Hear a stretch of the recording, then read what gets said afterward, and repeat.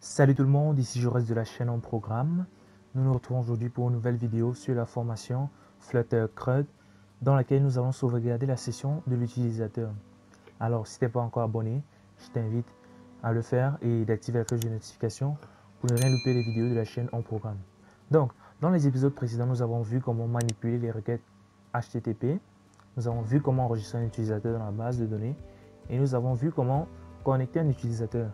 Donc, dans cet épisode, après la connexion de l'utilisateur, nous allons récupérer ces données et les sauvegarder en cache pour faire une sauvegarde des sessions, pour qu'il n'ait plus à se reconnecter à chaque fois qu'il ouvre l'application. Donc, sans toutefois tarder, nous allons d'abord passer par la création de notre modèle utilisateur. Donc, nous venons dans notre dossier lib, nous créons un nouveau dossier que nous allons appeler modèle. Donc, dans ce modèle, en fait, va figurer le modèle de l'utilisateur et le modèle des articles que nous allons voir un peu plus tard dans la vidéo. Donc, nous allons d'abord commencer par le modèle de l'utilisateur. Donc, nous allons créer ici un nouveau dossier à l'intérieur de modèle que nous allons appeler user model. Dans notre user model, nous allons créer un fichier user model.dat. Voilà. Donc, le fichier que nous recevons de la base de données en question est un fichier de type JSON. Donc, ce que nous allons faire dans notre classe modèle, c'est de récupérer notre fichier JSON et par la suite transformer cela en objet. Donc, on va l'appeler classe user model. Donc, dans user model, si nous regardons dans notre base de données, nous avons un ID, un nom et un email. Donc, nous n'allons récupérer que ces éléments-ci. Le password, nous allons le mettre de côté. Donc, si je reviens là, on va prendre un string ID, string, nom, et ensuite string email. Par la suite, nous affectons cela dans notre constructeur user model. Donc 10.id, 10.nom et 10.email. Maintenant, nous allons mettre un deuxième constructeur que nous allons appeler habituellement constructeur factory. Ce constructeur est spécial parce qu'il peut retourner des valeurs, contrairement au constructeur user model par défaut. Donc, pour le déclarer, en fait, nous mettons d'abord la propriété factory. Ensuite, nous mettons le nom de notre classe user model. Donc, lui, en fait, il retourne l'objet de la classe, en fait, l'objet de l'instance en cours. Donc, user model.from JSON. Dans notre from JSON, lui, il va nous retourner le map traité en objet. Donc, il va récupérer un map et il va le transformer en objet et le retourner par la suite sous forme d'objet. Donc, il prend en entrée un map,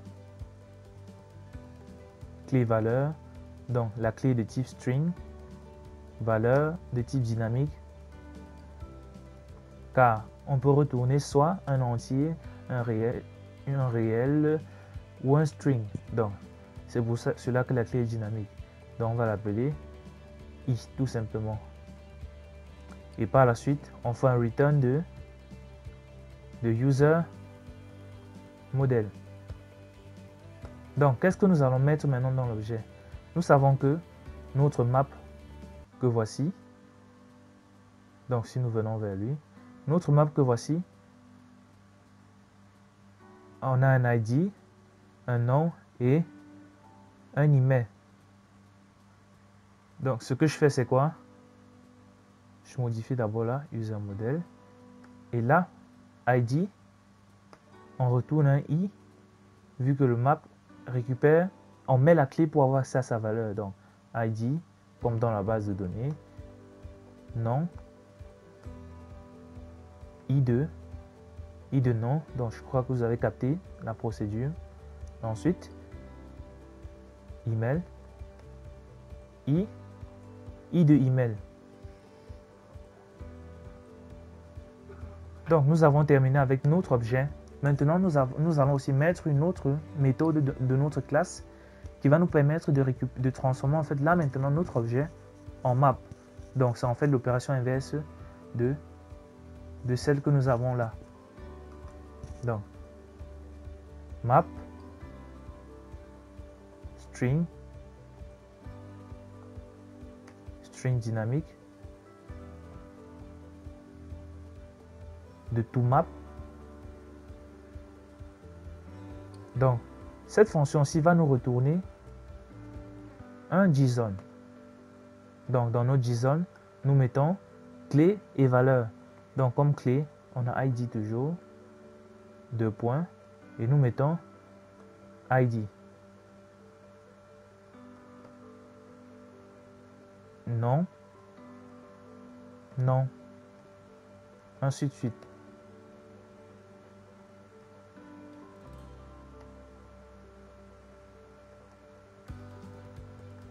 Ensuite, nous allons créer maintenant la fonction qui va nous permettre de sauvegarder la session de l'utilisateur.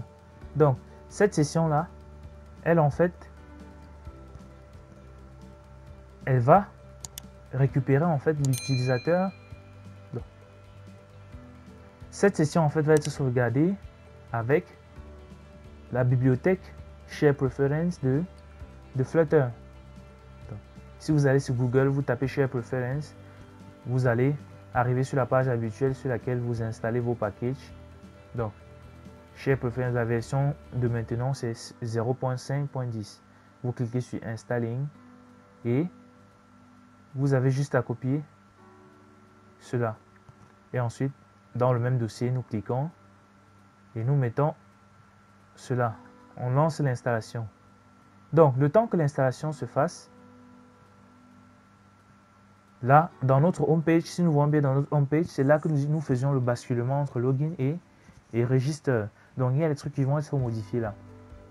Si nous revenons déjà là, sur Screen, on avait une page Authentification dans laquelle on avait notre login et notre register. Nous allons créer un nouveau dossier que nous allons appeler Home. Donc, c'est dans ce dossier que va être contenu nos différents affichages dans la partie Home. Donc, dès que l'utilisateur sera connecté. Donc, New File, Home.dat. Dans le Home.dat, Import, Material.dat. Stateful, on va l'appeler Home. Donc, dans notre container, c'est juste un test pour l'instant. On retourne un center.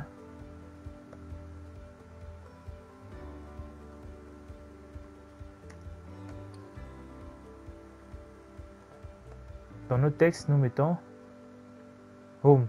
Donc, notre page Home a déjà sa structure. Nous allons maintenant aller dans le Home page. C'est là que nous allons effectuer le basculement. Maintenant, nous initialisons la variable qui va nous permettre de tester la connexion. Donc, tout comme notre visible qui nous permet de basculer sur la page register ou login, nous allons initialiser aussi une autre variable que nous allons appeler login. Et on va mettre cela à false. À false initialement pour dire que le login est... Nous sommes déconnectés. Donc, cette variable, nous allons l'affecter à ce niveau. Si login, ça veut dire si login est égal à true, point d'interrogation, qu'est-ce qu'on fait? On appelle home, dans le cas contraire, 2 points, on appelle notre deuxième condition. Donc, nous sauvegardons. Nous voyons que là, login initialement est égal à false. Ça veut dire que nous allons rester uniquement sur cette portion de code. Si je bascule, là nous voyons que cela fonctionne toujours.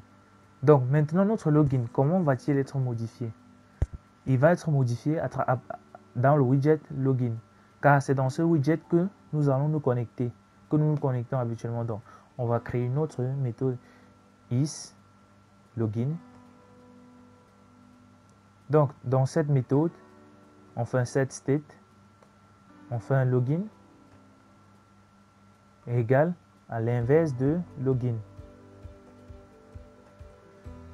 Je sauvegarde et je vais appeler ce login là à ce niveau, is login. Donc, là, nous voyons que nous avons une erreur pour l'instant car nous n'avons pas encore mis une autre fonction login dans le constructeur login. Donc, nous allons sans toutefois tarder le faire. Ici, nous instancions une autre fonction, donc virgule, on va appeler login. Dans le constructeur, nous appelons 10.login. Nous sauvegardons. Maintenant, pour appeler notre login, nous allons venir dans la page de connexion, bien sûr, dire tout simplement que si success égale à 1, ça veut dire que la connexion a bel et bien été exécutée correctement. Qu'est-ce que l'on fait? On fait tout simplement widget.login. Maintenant, on fait .call. Ça veut dire qu'on veut appeler la fonction login dans notre résultat. Donc, ça veut dire que je déporte la fonction login qui se trouve initialement dans le home page. Je l'appelle et je l'utilise dans mon widget login. Je sauvegarde. Donc, comme email, programme. Si nous regardons dans notre base de données, programme arrobase, oh, là on avait fait une erreur. Essayons de modifier. Donc, programme arrobase gmail.com. Donc, programme arrobase gmail.com. Si je reviens là, arrobase gmail.com. Donc, ici, je mets un arrobase. Et là, comme mot de passe, 1, 2, 3, 4. Un truc de très simple pour ne pas s'égarer dans les mots de passe. Je clique sur Login. Là, nous voyons bel et bien que l'utilisateur est connecté. Donc, l'intérêt maintenant de sauvegarder une session, c'est quoi? C'est qu'elle va nous permettre en fait d'éviter ceci. Supposons que nous réactualisons notre application. Là, nous voyons que nous revenons sur le login car la session n'a pas en fait été sauvegardée, ce qui fait que l'utilisateur, s'il referme l'application, à chaque fois, il sera obligé de se reconnecter. Programme @gmail.com 1, 2, 3, 4. Login. Donc, nous allons nous retrouver dans le prochain épisode pour travailler sur la partie de sauvegarde de session pour persister en fait la connexion de l'utilisateur. Donc, n'hésitez pas à vous abonner et d'activer la cloche de notification pour ne rien louper des vidéos de la chaîne en programme. Si vous avez des préoccupations, posez-les en commentaire. Je me ferai un plaisir de vous répondre. À la prochaine pour une nouvelle vidéo.